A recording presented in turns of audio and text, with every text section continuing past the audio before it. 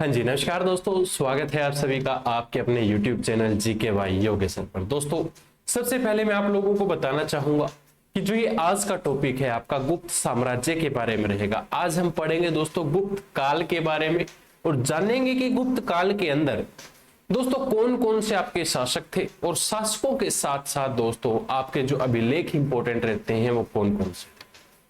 अब दोस्तों क्लास को शुरू करने से पहले आप लोगों को बताना चाहूंगा, जो विद्यार्थी हरियाणा सीईटी एग्जाम की बेहतरीन तरीके से तैयारी करना चाहता है, दोस्तों आप लोगों के लिए एक स्पेशल सिलेक्शन बैच निकाला है। सिलेक्शन बैच का जो लिंक है वीडियो के डिस्क्रिप्शन में दिया गया है।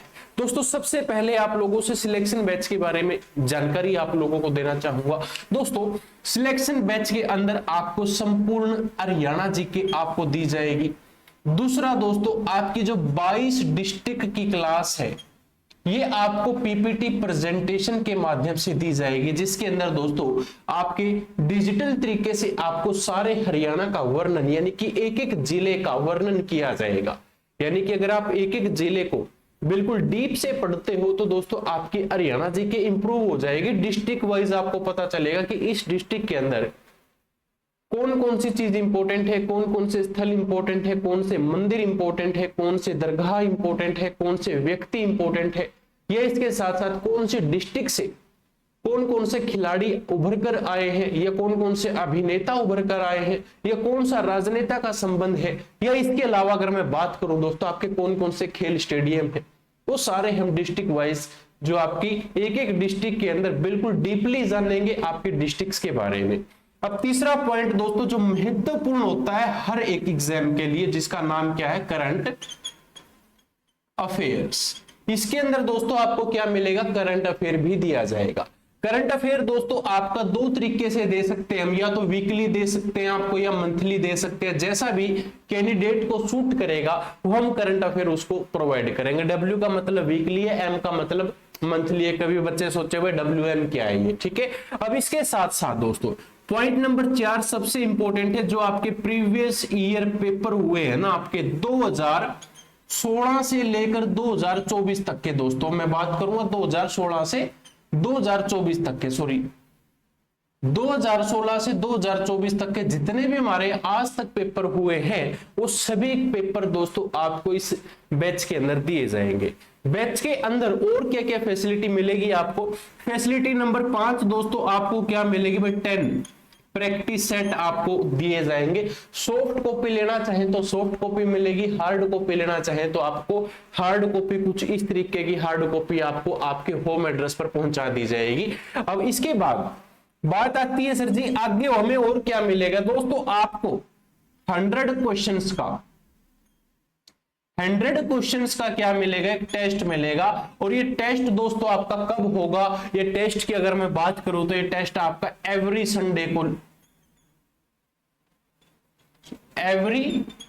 संडे को आपका ये ऑनलाइन माध्यम से टेस्ट लिया जाएगा। अब ये सारी फैसिलिटी आपको दी गई है दोस्तों। जो बच्चा इस कोर्स को लेना चाहता है भाई, वीडियो के डिस्क्रिप्शन में लिंक दिया गया है, एप्लीकेशन का लिंक है, लिंक को क्लिक करें, ऐप को डाउनलोड करें और डाउनलोड करने के बाद आपका रजिस्ट्रेशन करें भाई।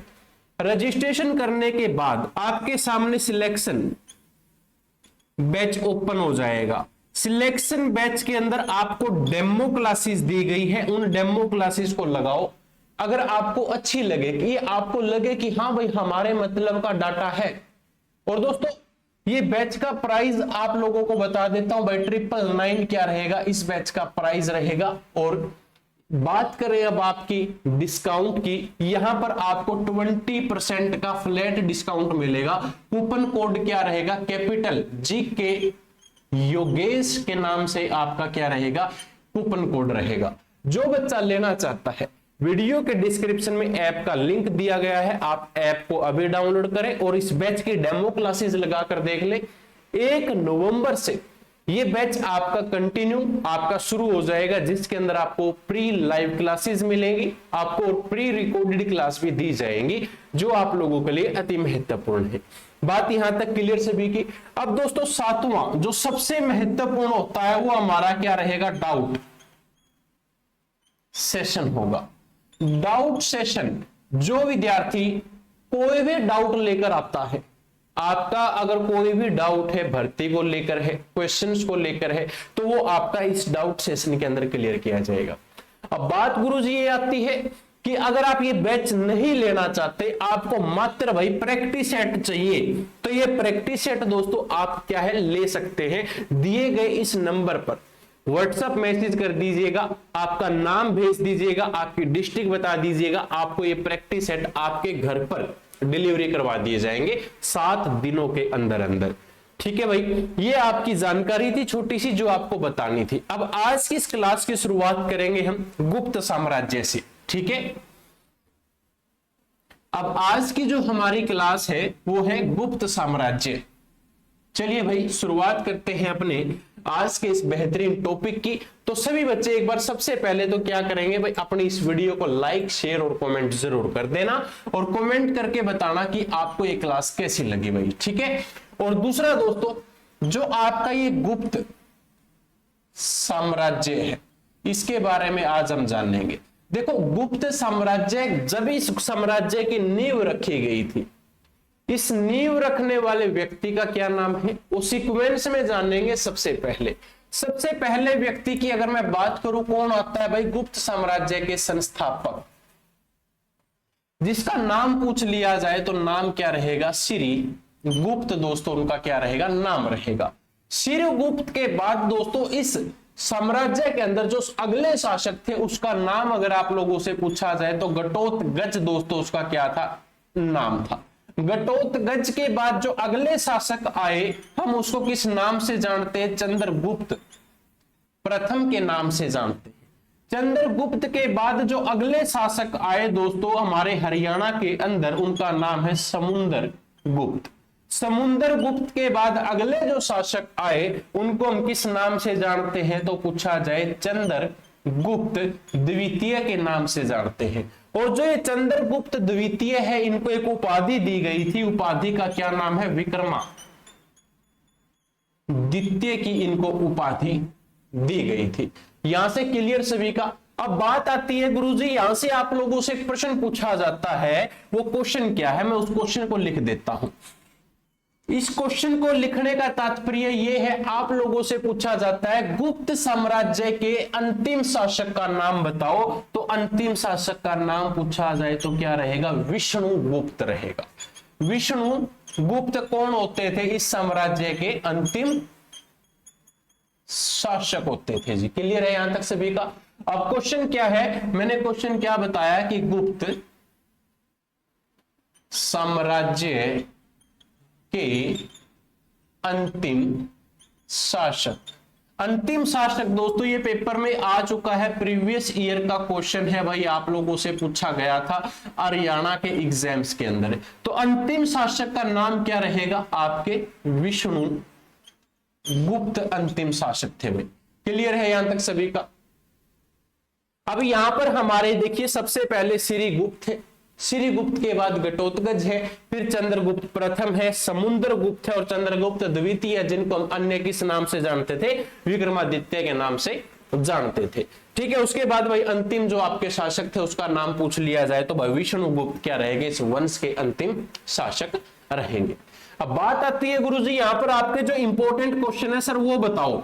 सबसे पहले समुद्र कालीन सिक्के आप लोगों से पूछे जाते हैं। जो ये व्यक्ति है समुद्रगुप्त, क्या कहा कि समुद्र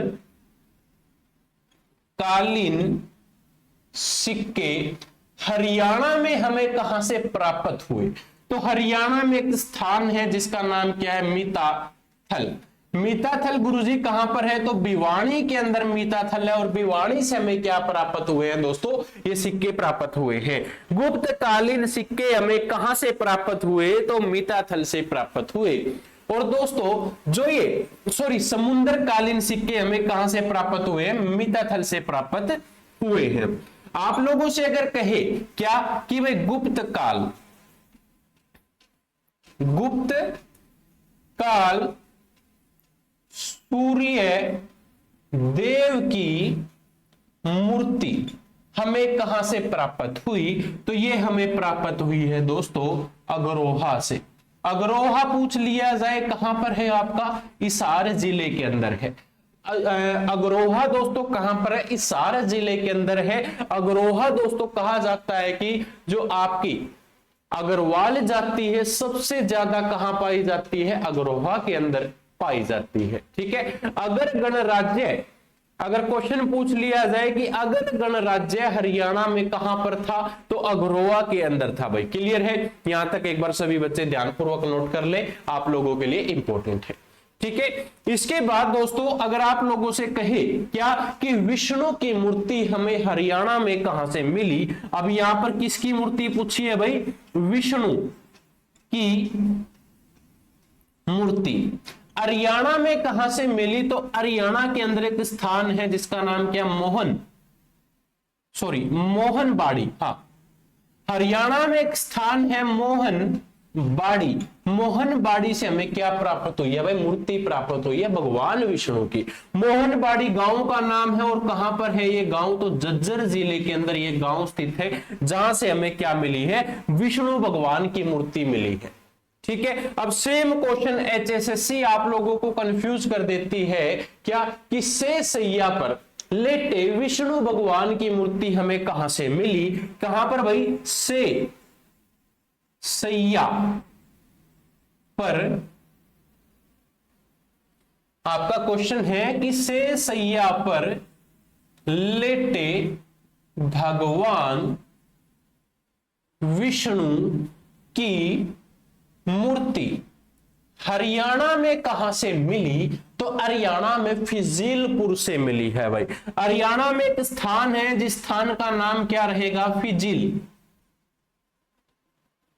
से मिली है।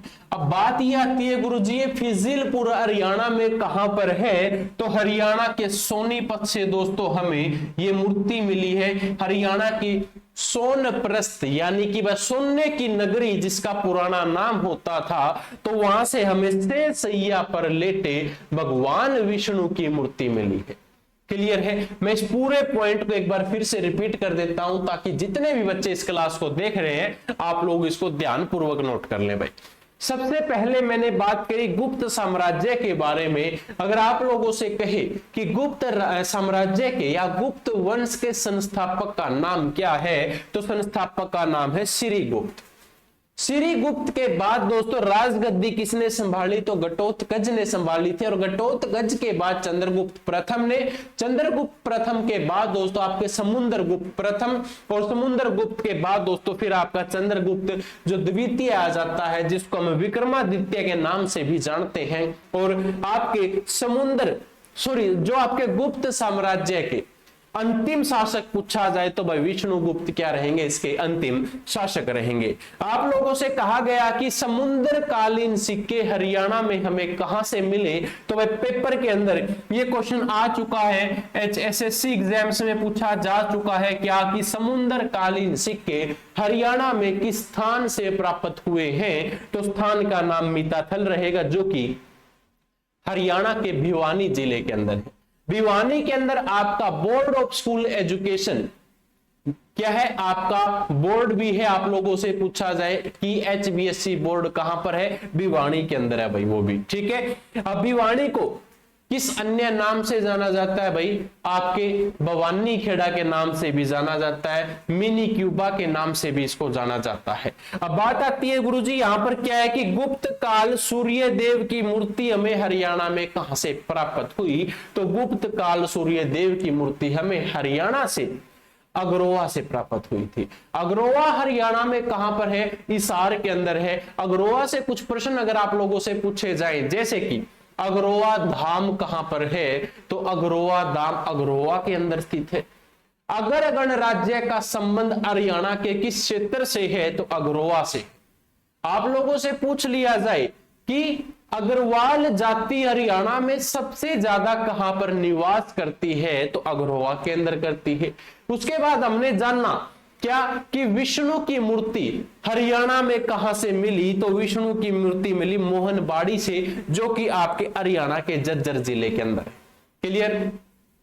फिर हमने जाना कि सैया पर लेटे भगवान विष्णु की मूर्ति हरियाणा में कहां से मिली, तो हमें हरियाणा से मिली है दोस्तों आपके सोनीपत से। सोनीपत में एक गांव है फिजीलपुर, तो फिजीलपुर से हमें ये मूर्ति मिली भाई। यहां तक सभी ने नोट डाउन कर लिया होगा। चलिए भाई बहुत अच्छी बात है। अब बढ़ते हैं अपने अगले पॉइंट्स की तरफ। आगे हम जानेंगे कि रामायण श्लोकांकिक, देखो रामायण का नाम सभी को पता है भाई, भगवान श्री राम का नाम सभी को पता है, लक्ष्मण का नाम सभी को पता है, तो भाई महर्षि जो आपके सब, मैं इसका क्वेश्चन आप लोगों से पूछना चाहूंगा, दो क्वेश्चन आप लोगों से पूछना चाहूंगा, मैं फिर आपको बताऊंगा। सबसे पहले तो रामायण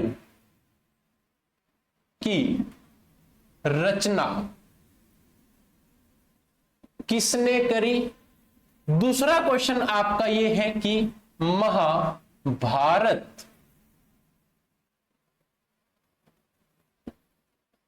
की रचना किसने की। ये दोनों क्वेश्चन दोस्तों आप लोगों को बताने हैं इसके आंसर कि महाभारत की रचना किसने की और रामायण की रचना किसने की। अब मैं क्वेश्चन जो आपका जुड़ा हुआ है आज की क्लास से, ये आपका क्या भाई होमवर्क रहेगा, आप सभी को करना है होमवर्क के तौर पर, ठीक है। अब बात है रामायण श्लोकांकिक हरियाणा में हमें कहां से मिली। रामायण श्लोकांकिक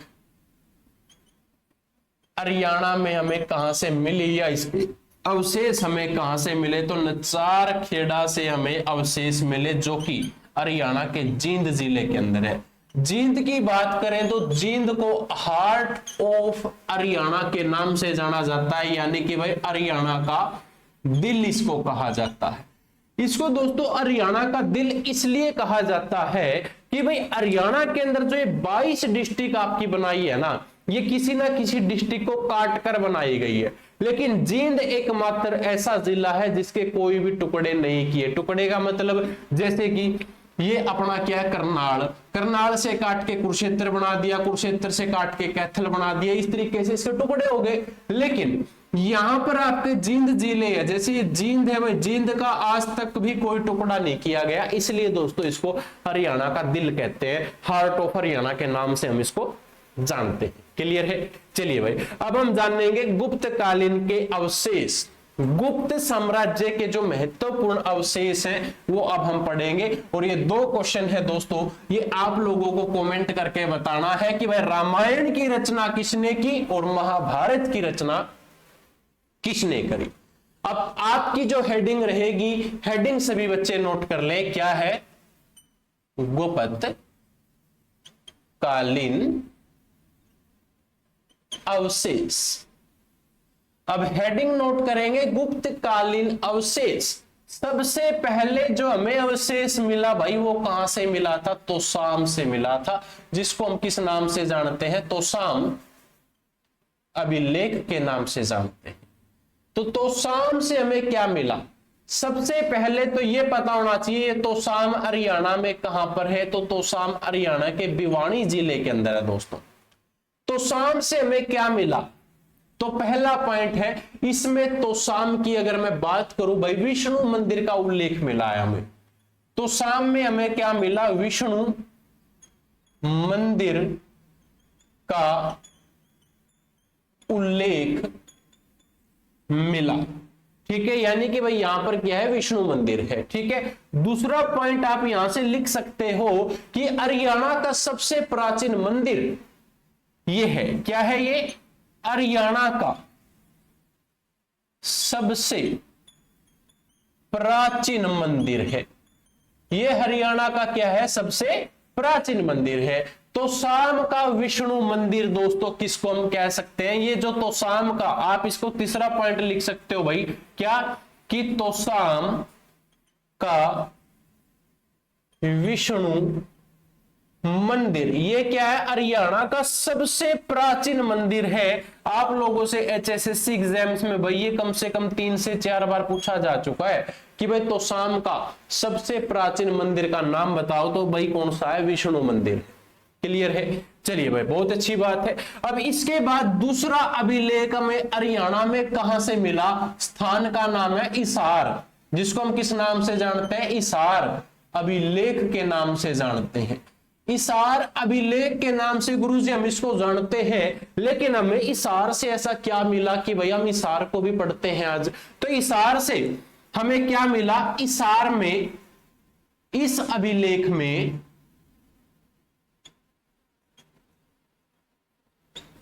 क्या मिला?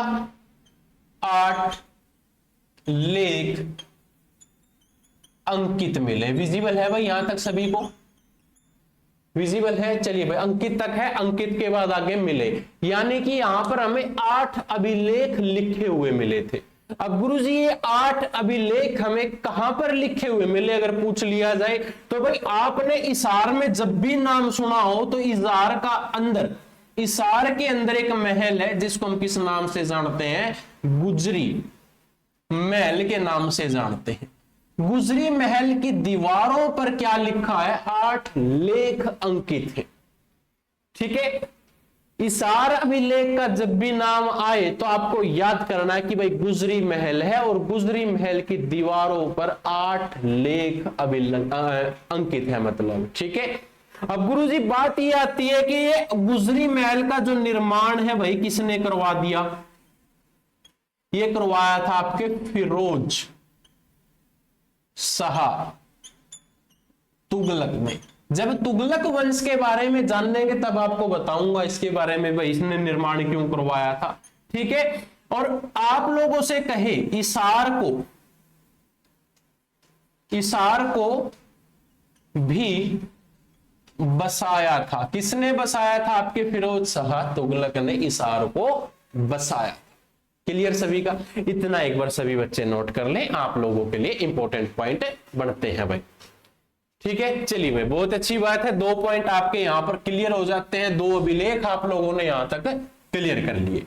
अब दोस्तों मैं बात करूंगा आप लोगों से पॉइंट नंबर 3 की, यानी कि अभिलेख नंबर 3। और अभिलेख नंबर 3 दोस्तों क्या है आपका? जरा नोट करेंगे, जिसका नाम है नचार खेड़ा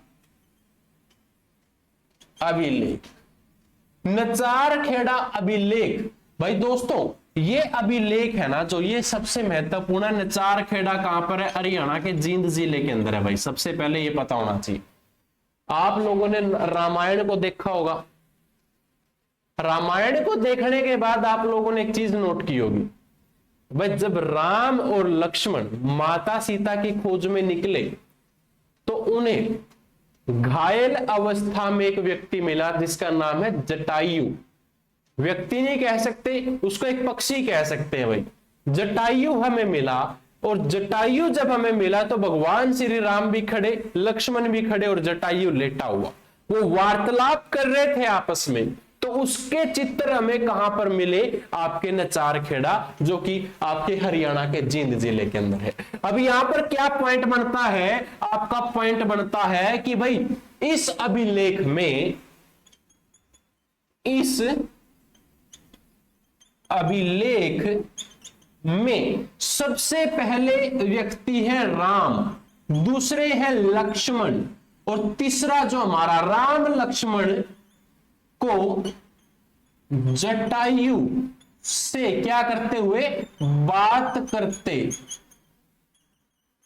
हुए दर्शाया गया है। बात करते हुए दर्शाया गया है, या ये अभिलेख हमें बात करते हुए दर्शाता है। अब यहां पर गुरुजी हमारे लिए सबसे इंपॉर्टेंट एक व्यक्ति हो जाता है जिसका नाम क्या है? जटायु। अब क्वेश्चन जटायु से भी बन सकता है, क्योंकि जटायु एक पक्षी है और पक्षियों से क्वेश्चन बनते हैं। कैसे बनते हैं गुरुजी? चलिए नोट करते हैं। मैंने एक व्यक्ति की बात की जिसका नाम क्या है? जटायु। जटायु एक पक्षी है। आज के समय में आप लोगों से पूछे कि जटायु संरक्षण, जटायु संरक्षण एवं प्रजनन केंद्र हरियाणा में कहां पर है? तो जटायु संरक्षण एवं प्रजनन केंद्र हरियाणा में एक स्थान पर है जिसका नाम क्या भाई? मोरनी हिल्स।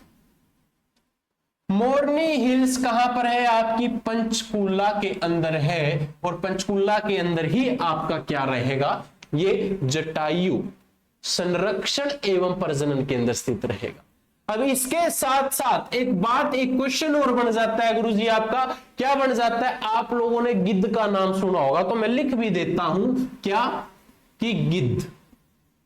आप लोगों से पूछे कि गिद्ध संरक्षण एवं प्रजनन केंद्र कहां पर है, तो गिद्ध संरक्षण एवं प्रजनन केंद्र अगर आप लोगों से पूछे तो यह भी कहां पर रहेगा? आपका मोरनी हिल्स के अंदर रहे। क्लियर यहां तक गुरुजी सबका? देखिए भाई, जटायु संरक्षण एवं प्रजनन केंद्र पूछे तो मोरनी हिल्स पंचकुला, गिद्ध संरक्षण एवं प्रजनन केंद्र पूछे तो मोरनी हिल्स पंचकुला, दोनों का आंसर क्या है गुरुजी? एक रहेगा। क्लियर है? चलिए, बहुत अच्छी बात है। अब आपकी इस लाइन को मैं थोड़ा रफ करना चाहूंगा, क्योंकि भाई नीचे थोड़े से और क्वेश्चन लिखने हैं इसलिए, ठीक है। अब आप लोगों से अगर पूछे क्या, कि एशिया का सबसे बड़ा गिद्ध संरक्षण एवं प्रजनन केंद्र कहां पर है, आपकी HSSC आप लोगों से क्वेश्चन पूछेगी कि एशिया का सबसे बड़ा गिद्ध संरक्षण एवं प्रजनन केंद्र हरियाणा में कहां पर है, तो हरियाणा में मोरनी हिल्स पंचकुला के अंदर। दोनों तरीके से कैसे मर्जी पूछ ले, आप लोगों से अगर डायरेक्ट पूछे कि गिद्ध संरक्षण एवं प्रजनन केंद्र हरियाणा के किस स्थान पर है, तो गुरुजी आंसर क्या आएगा? पंचकुला, मोरनी हिल्स। अगर आप लोगों से पूछे एशिया का सबसे बड़ा गिद्ध संरक्षण एवं प्रजनन केंद्र कहां पर है, तो भी आपका आंसर क्या आएगा? मोरनी हिल्स पंचकुला के अंदर स्थित है। क्लियर है यहां तक सबका? चलिए भाई, बहुत अच्छी बात है। अब बात आती है जी आपकी मोरनी हिल्स की। मोरनी हिल्स हरियाणा जिक्के का क्वेश्चन है। मोरनी हिल्स में एक चोटी है जिसको हम कहते हैं करोहो की चोटी। करोहो की चोटी की लंबाई अगर आप लोगों से पूछे तो 1514 मीटर की क्या रहेगी? इसकी लंबाई रहेगी भाई, ठीक है। करोहो की चोटी की लंबाई 1514 मीटर है। ये आपके भाई पहले HSSC एग्जाम्स के अंदर पूछे जा चुके क्वेश्चन है, पुराने प्रीवियस ईयर के क्वेश्चन है, तो ये भी आपको पता होना चाहिए। इस पॉइंट को सभी बच्चे नोट कर ले, ये आप लोगों के लिए बेसिक था। चलिए अब भाई बात करते हैं हमारे 3 अभिलेखों के बाद चौथा अभिलेख है जो आप लोगों के लिए और भी इंपॉर्टेंट है। दोस्तों जीके का क्वेश्चन भी बनता है इस क्वेश्चन से, और आपका हिस्ट्री का भी बनता है। पॉइंट नंबर 4, जिसको हम किस नाम से जानते हैं? कपाल मोचन अभिलेख के नाम से जानते हैं। ये भाई 2 तरीके से क्वेश्चन बन सकता है आपका। सबसे पहले तो कपाल मोचन अभिलेख पूछे तो भी ठीक है, कपाल मोचन मंदिर पूछे तो भी दोस्तों आप लोगों का आंसर क्या आएगा? एक ही आएगा, जिसका नाम क्या है? यमुना नगर। यमुना नगर के अंदर दोस्तों ये क्या है? अभिलेख है और मंदिर है। इसको हम, इस अभिलेख को हम क्या कह सकते हैं? अपूर्ण। या नीचे नोट करके लिख सकता हूं भाई मैं, इस अभिलेख को अपूर्ण अभिलेख कहते हैं। इस अभिलेख को क्या कहते हैं? अपूर्ण अभिलेख कहते हैं। गुरुजी यहां से आपका पॉइंट क्लियर हो जाना चाहिए, ठीक है। अगला पॉइंट है भाई पॉइंट नंबर 5, जिसको हम क्या कहते हैं? लाओस अभिलेख। लाओस अभिलेख, इस अभिलेख में लाओस शासक के बारे में बात की गई है। क्या किया गया है? इस अभिलेख में किसके बारे में बात हुई है? लाओस। लाओस शासक, लाओस के शासक का नाम पूछा जाए क्या है? देवंका ने कुरुक्षेत्र की महिमा का वर्णन किया है। लाओस अभिलेख में लाओस शासक का नाम पूछा जाए तो क्या है? देवांक। देवांक ने क्या किया? कुरुक्षेत्र की महिमा का वर्णन किया है। यहां से गुरुजी एक बार आप सभी क्लियर कर लें, आप लोगों के लिए इंपॉर्टेंट पॉइंट बनता है। आप लोगों से पूछे कि कुरुक्षेत्र की महिमा का वर्णन किस अभिलेख में किया गया है, तो अभिलेख का नाम क्या रहेगा? लाओस अभिलेख रहेगा। आप लोगों से पूछे कि अभिलेख किससे संबंधित है? कुरुक्षेत्र से संबंधित है। किस शासक से संबंधित है? तो लाओस के शासक देवंका से संबंधित रहेगा। गुरुजी क्लियर है? चलिए भाई, इसको सभी बच्चे नोट कर लें। एक आखिरी पॉइंट और बता देता हूं आपको, पॉइंट नंबर 6 सभी बच्चे नोट कर लें। आपका पॉइंट नंबर 6 यानी कि अभिलेख नंबर 6 की बात करें तो अभिलेख नंबर 6 जुड़ा हुआ है पिंजौर से। पिंजौर अभिलेख से जुड़ा हुआ है आपका, तो क्या कहेंगे? पिंजौर का नाम भाई इसके अंदर क्या था आपका? पंजमपुरा था। इस अभिलेख से जानकारी मिली, क्या जानकारी मिली? इस अभिलेख से जानकारी मिली कि पिंजौर का पुराना नाम क्या था भाई आपका? पंचपुरा था। लो भाई, यहां तक एक बार सभी बच्चे क्लियर कर ले। ये आप लोगों की आज की जो क्लास थी, और उम्मीद करूंगा यह क्लास आप सभी बच्चों को अच्छी लगी होगी। किसी बच्चे का कोई डाउट हो, क्वेश्चन हो, भाई आपका कमेंट बॉक्स ओपन है, कमेंट करके आप मुझे बता सकते हैं। जो भी आपके डाउट होंगे वो आपको क्लियर कर दिए जाएंगे भाई। ठीक है, यहां से उम्मीद करूंगा किसी का कोई डाउट नहीं होगा, कोई क्वेरीज नहीं होंगी। ठीक है, फिर भी अगर कोई बच्चा पूछना चाहता है तो आप मुझे बता सकते हैं। आपके सारे जो रिप्लाई हैं वो आपको तुरंत कर दिए जाएंगे भाई। अब बात आती है आपके हरियाणा सीईटी एग्जाम्स के बारे में। जो बच्चा भाई सिलेक्शन बैच के साथ तैयारी करना चाहता है, बेहतरीन तरीके से तैयारी करना चाहता है भाई, उन बच्चों के लिए मैं एक बार आपकी स्क्रीन के ऊपर शो करवा देता हूं आपको, ताकि आपको भाई जो भी डाउट ना हो कोई भी। ठीक है ना? तो जैसे कि आप देख पा रहे हैं भाई, ये क्या है आपका एक सिलेक्शन बैच रहेगा जो आप लोगों के लिए इंपॉर्टेंट है भाई। एक बार इसको सही तरीके से सेट करवा लेते हैं। चलिए, हाँ जी, ये आपका सिलेक्शन बैच है दोस्तों हरियाणा सीईटी के लिए 2025 आगामी जो आपका एग्जाम होगा उसके लिए। इसके अंदर हम टॉपिक वाइज आपको पढ़ाएंगे। टॉपिक चाहे दोस्तों आपका हरियाणा जीके का हो, चाहे करंट अफेयर का हो, या इसके अलावा एमसीक्यूज हो, प्रीवियस ईयर के क्वेश्चन हो, टेस्ट सीरीज हो, या फिर पीडीएफ नोट्स हो। दोस्तों सारी जितने भी मटेरियल होगा आपको प्रोवाइड किया जाएगा। फीस भाई इसकी 999 रुपए जरूर है, लेकिन हम वादा करते हैं आपकी ये फीस आप लोगों को दोस्तों एक बेहतरीन रास्ते की तरफ लेकर जाएगी, जहां से आप अपना सिलेक्शन ले पाए। अब दोस्तों आपको तय करना है कि आपको कैसे पढ़ना है, कैसे नहीं पढ़ना। आपके ये 3 महीने आपका सिलेक्शन दिलवा सकते हैं। आपके ऊपर डिपेंड है कि आपको मेहनत कंटेंट के ऊपर करनी है या फिजूल की बातों के ऊपर करनी है।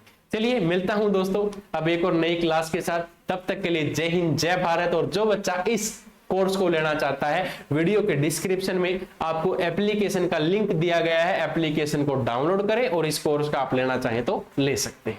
चलिए भाई, मिलता हूं एक और बेहतरीन क्लास के साथ। तब तक के लिए जय हिंद, जय भारत।